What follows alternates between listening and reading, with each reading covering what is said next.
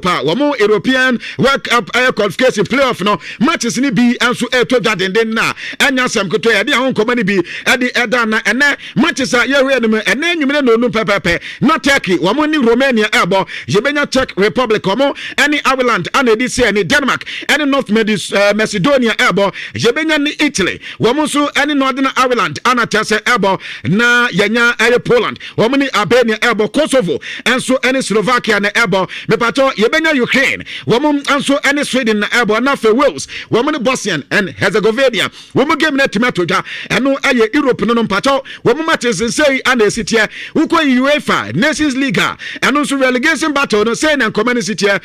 yebenya Gibraltar woman Latvia ebo ana fe Malta and Luxembourg ana ebo eno so nkoma kakra ne afe Oba World Cup qualification na promotion no and ayi America ho no yebenya Bolivia woman Suriname ana ebo enti game back when so eba so afe young international friendly matches eto na Vietnam womu ene Bangladesh ebebo ni anya Moldova womu Moldova ene Lithuania na ebo Cyprus ni Belarus yebenya Georgia womu ni Israel ana afe Brazil ni France ana ebo Colombia ene Croatia enso ebo enti komane kakra ni matches eto ewo international friendly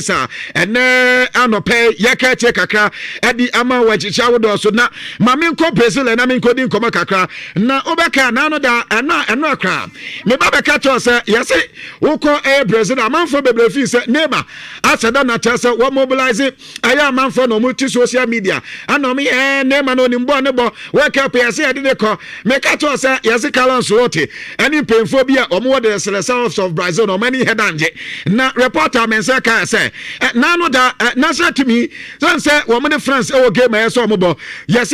Brazil wo mo kan land ya mo ba sere land ya where is Neymar enwa ana dodo na ensu bi sasa adenti no man fa Neymar ama esense anka wo mo de ba wo ma ba nyina wo nim say France and Brazil nyina wo good football better nipa mo ba ba he ne pa ye Neymar ana mo so fa Neymar amwenti ade no hase ho ane ya reporter mensaka e wo dwumade so ena no pay me bo etere ade ama na ukọ Carlo Ancelotti ade the Brazilian national team diabete ne yeso ma yo ma dwen team no Sanya Vinicius Junior ebo ne bo ne de Madrid no wo mzi the same thing no person mo ye no national team no team no person mo build around Vinicius Junior essence o ma hu say Vini Junior wo build team around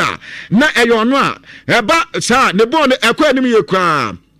omoze anya hwekwa no omo nkoya sisi an ofa aye team an dina de Madrid born esiko sisi obefa ba bia Vinicius Junior awo Madrid team num ofa ha Vinicius Junior omoze sa de na no mpese omo ye edema Brazil man no na anya Vinicius Junior kwa omoze after say omanya Vinicius Junior wono na aye the face of the team no one player aye so aye close to pa no aye Rafinha esanse omoze ko Barcelona Rafinha born na obodema Barcelona no akoda no so ne born ye kama pa wo mu odidi ye pa say World Cup yi one back na say Brazil man betima kwa kobo bra pa dia so two players we there so mo say we betimi aye bibi e dia bo mo sane be ye team no e betimi so akona nim ye pa no aye reporter mete e di free Brazil ene anope mi ka kire e dia man na Carlo Ancelotti na aye head coach e di ma Brazil man no ye bi san say wona France ana e kwa kobo na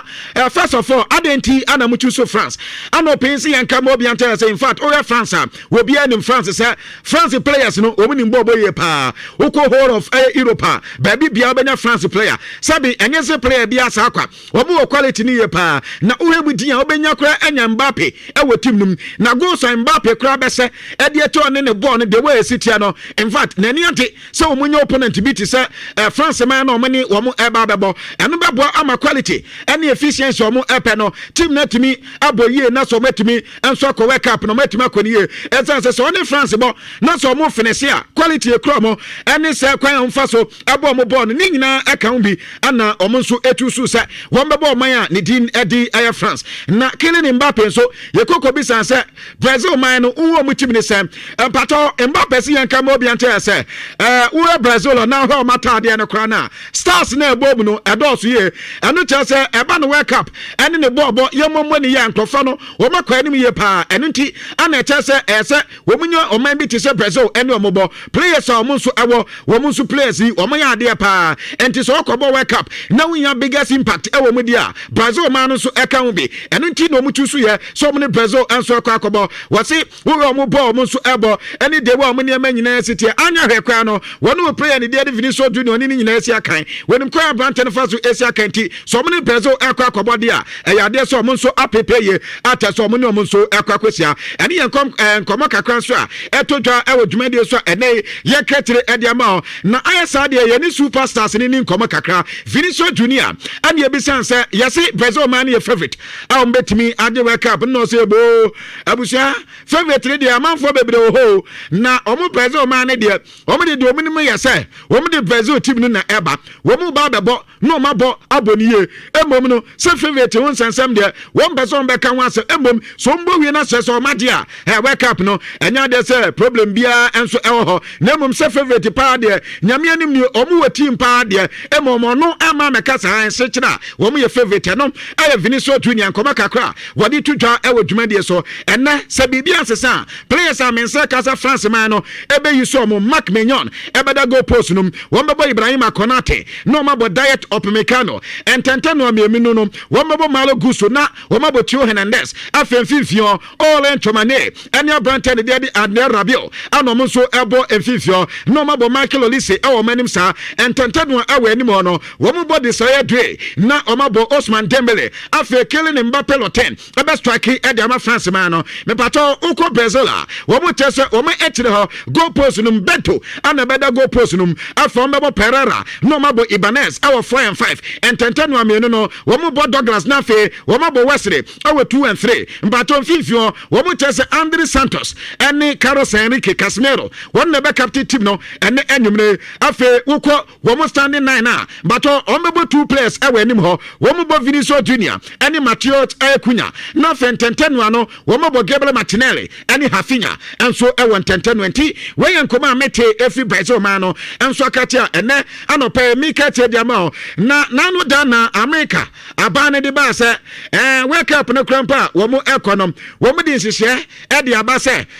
wo mo a wo mbeko nyina no o ma bane amama wo do ne ade na wo de ano kwam de beba na mo ma menya we FIFA report say World Cup no the number of players a team bia betimi di aba 26 players tie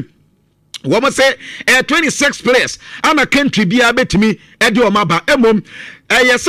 on the 30th of May and a deadline so be submitted with 26 players no on the 30th of May and a last day emom no womu provisional squad list so provisional one the FIFA HS and no on the 11th of May now the provisional one ediaba and here from 35 players echo 50 players and now 55 players kwa na person adeba ono nyana sem and this one the initial one the provisional one there I just saw on the 11th of May and I saw me but ubaka so provisional list no me deba no and the koba say 26 the player bia epra wo ma won be mu bi no me dia ba besemti ane yankoma efiri FIFA akate edi eba ewo dwumade so ene anopa mi ka tire edema afe ma yanko US aban no he na no da no me de ba se o ma mi ti se Ivory Coast yenuanum Cote d'Ivoire fe World Cup no mu ntimi mabi wo mo supporters entimi mabi nampo so obi be bia na ye bia o ka team no ho ana se bia team no mu mpemfo bi ana se ne e bia ban no mu mpemfo bi a o mo ka team no ho ba ano metimi aba na san krankra pa de wo mu mo bia ma America na ba wa ba ya aka Mr. aka ho aha enya de so me sa de no wo matena ti din wo mo so magum o ma sisem sisi ade o mo se enya yenuanum eye Kevede for enya Ivory Coast enya Tunisia enya Senegal man no so mbeso mo ba World Cup ni bi na ya nkwankwa de a enya hwe wutua $15,000 US dollars ya $15,000 US dollars enya deposit ya so ye enya wo ba na wo ba sa wo ye Mr. aka no ma cho bibi kitua bi wetiwa enya de America ban no ade eba ewo dwumadi so ene anopa ye kete dia ma ombuta ye nyina ya se wo mo so mo mpese nipa dodo beba na ve nipa no beba no ayira wo Americans wo ayira o we be bia wu no enti pato ene ye dia eba ewo dwumadi so ene ye kete dia ma na wo mo tese nema se World Cup no be ko bia wo ma ye special plan e dia ma nema atese bebo nema yi pa so mo manage ni bo ne bo se ne bia pressure bia e ma nema maso and to mo tese wake up na anya we kra no on the 18th of May dia na Carlos Lotte what in the final squad ne ediaba sa final squad na odi eba no u calculate aye matches a e wo Santos Boboko no many man aye 14 matches no mo tese name ombebo na ma ombebo no aba 7 matches pe wo mo mane mo 14 nyina esanse so man chemu mienu amfa ma na abrante ne bre ebebe ni pedia so afensu pra na we pra na won be so mo yen kakra ka wake up ni bedu na tese aye ya pese ade ma abrante no enti asa wo metima abrante na tunu ho afi injuries no ene ye do mo ye ade ama no enti mo tese wo mo ni Deportivo e crank agema won be against ewo e kodo say no eno enya de sa abrante no enso ebetimi abobi eno ye de mo precautionary one wo mo ye de ama abrante no mo tese altitude na ho enframa gina ho ne ade no aha akwa no kwa ebe ha no wontimi mane nko wake up ni bi afa no ati o me pamaras nso bebo ene o mo die mu eno nso mo tese stadium no artificial turf eno nso so abrante no boso bobo na hepese eno nso ho beka ne ade etenya de se wo mema na ma abobo match dudu bia ne ya reporter mensa kan ewo dwumadie so ane e bisa Kylian Mbappe se wake up ba Brazil fo ne dwun so mo di na ma abeko na wadwen eye wo sen anya we kra PSG woni abrante ne siaka no so nyame anim ne sa yakọ wake up na se wake up no eye for stars wo mo mini bobo dia adenti na eso oja ne ma ho se ne ma ye good nkwa dia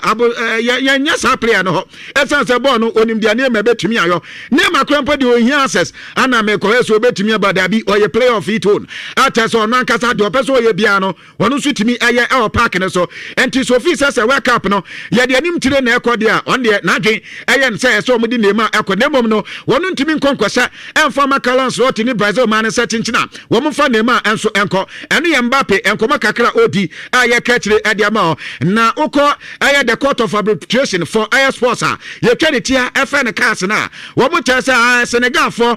edi wo maleta na ba appeal no wo maye o mahu sa leta no na o mo nso besase edi huduma enti Senegal man no o mo ka efri court was ampa Senegal for adi aba na eno no panya ni dinade Matu Rope bato anase Matu Rip wono na woye uko aye court of arbitration na woye director general edi momo ano tese ampa na ensese abai o mahu sa mama bebre ni wom ankrankra ewo decision na ese abanim ti o mu anim tire ene akuku dama sansem bi se no wo maya ne da enti wo munim se ente wo ma di decision ne baba bonte na fe wo bia ho atone fine sa na Senegal man no ana o mo agusu ya wina ana so mbete e de ma Morocco man na obi aba hu de we sitia ene yen koba kakran so payin ne edi jaye Rodrigo Cascante aye Spain ba wo se aka de Manchester City na Brante no ane ekobe sanse yatete se wunya La Liga na obesan akọ na wakọ akobobiem na no da kwa na se aka de Atletico Madrid na oba kwa Atletico na yate se Madrid enso airport no se bo mi weakness pa de me pa Premier League no na yase atrem kakra we weakness se no se Premier League ne boy ne de was it Premier League ne boy ne de papa ana fe na niji Premier League nim ti se what take decision se oba La Liga na eya ne den pa emom La Liga ne de dan chan koma bi obetimi aba na amanfo makeka se wasi akan adi Atletico Madrid enti wantimi mbo Madrid no ase hwan na ekasa asem no team kase te se Madrid afro woni hwan a obekasa wonko na mumpa de decision dia onyan taking prepare so oba ye kansen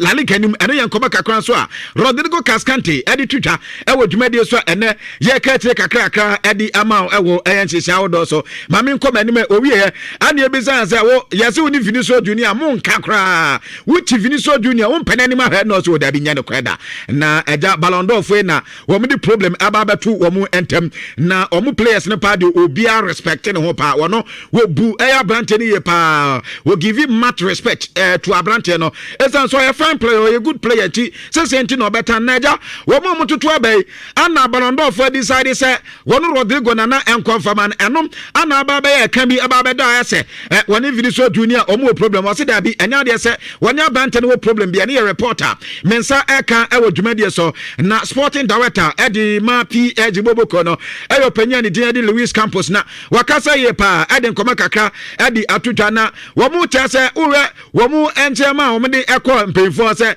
anka wo nyuntum na nka chese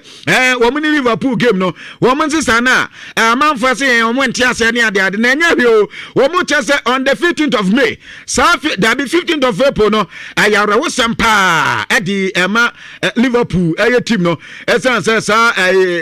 wo mu niam na esi atese nipa 97 enso supporters o mo hwe mo nka ana chese ye FA Cup semi final against Nottingham Forest enso ewo Hillsborough no stadium no sa niam no anse twa edawa ya Liverpool form person bebo so ewo ho ne ade atese akoka o mo ya ne eni nti no mo yeso dabi ana nka be de anka mo ma to mo fa nkwa nim kakra ye emfa mo se na be betimi abo ama Liverpool form so no matimi anya tam papa mo so betimi no ma sia na no so atimi abo enti nya se bia boni bi anom ye so na asidi lo so se mo de ena de so mbeti ase eno so enkomo kakra ne na Mbappe ed information about bonten eno ada me baba ka to se sa ne kotodwe no me ase ne fa no na problem ho ana Madrid doctors yi ejina dabi ne kotodwe no benkum na problem ho ana Madrid doctors yi jina ni fa ho ana ni fa ne ye ni fa ye ewi ache abrante na chese e plana ye kese na abrante inside 12 for mo kasa wose wade atum se ja wa ma abante ama mekasa ento bia peso bo asem ntokro e matesa ese no kwesa na to se nya no kreda se ma the team doctors na anya de amfa ma nti na chese se plana esa ento on de obeka no na ne nkoma kaka ne Bayern fans so omunye too happy esa se Colombia man no wo mo game mo ni Croatia ya kwa akobo sa game no munya pa nka abrante ni mo bi sa game ne mu be gadi nim gadem ntutwa be wom kra too much wo mo Bundesliga fixture wo mu ye den mo Champions League ya so mo ne Madrid bo ntia nka akura yi wo mo ma ne nyina home na nka mo ama Bayern bobo kwa ni ama nko e fam na bebi o mo de o mo kwan de o mo fi se be hard ne pa Fede Valverde so ne record no ya say 1 match suspension ana ye de ama koda no enkomo kakra ne Marcus Rashford so de o se de ogina bebi odwan o se ni ma megina ho ana ne ba gina wazo ani ni team no ene na entourage no am de Barca no mbebo Manchester pa de wo munyo madwen so mu back ana nya ni nti no ba yire ne ho akum ne ho aye training wase Barcelona no training no ye no eno ano be born eno ano obonchi problem bi anim ukwa Argentina nso a reporter men say ka say wo mo so mo de o mo 21 players de wo ma ye ready that ne stress ne ba eno sa 21 players ni de obi anso aye okay a chese no nso nkoma kakra ne makato say Gennaro Gattuso ene semi final game playoff o mo bono o mo hwese aja o metimi akona ejo mako final sana World Cup no mo so be ko bia Coutinho Romero nso no ni move to Atletico Madrid no eno nso nkoma kakra Arsenal enso chese omunya Vinta Valescalia omope womasa se omose womuni PG wanyonko fapa atese abrante danchan ko be bia no se ono nso omoto na betimi akoye PG nso mi kodi nkoma no omosa abrante omo nse da nto ne de emom bibi papa bi badia wa hwe ana chese omo nso etimi adwon Harry Maguire se wo hwe Ruben Amorim papa no onim adwuma ye pa na jeso oba Manchester no amfa eno nchese papa ne nyade ento ne o we se ne we no ogidie se in ne subsequent adwuma bi obabi obekobia no wani team ne betimi ayade Pini Zahavi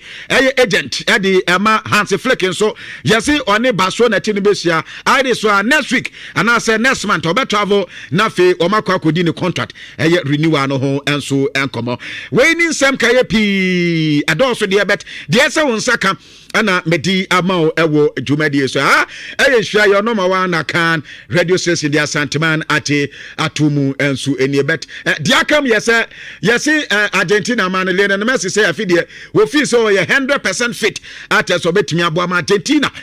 World Cup no mapo na se o betimi age impo wo nso etimi age nemom se ubeye bibisa this ahode wo ho nti ana American for cancelled mixer dia ma obi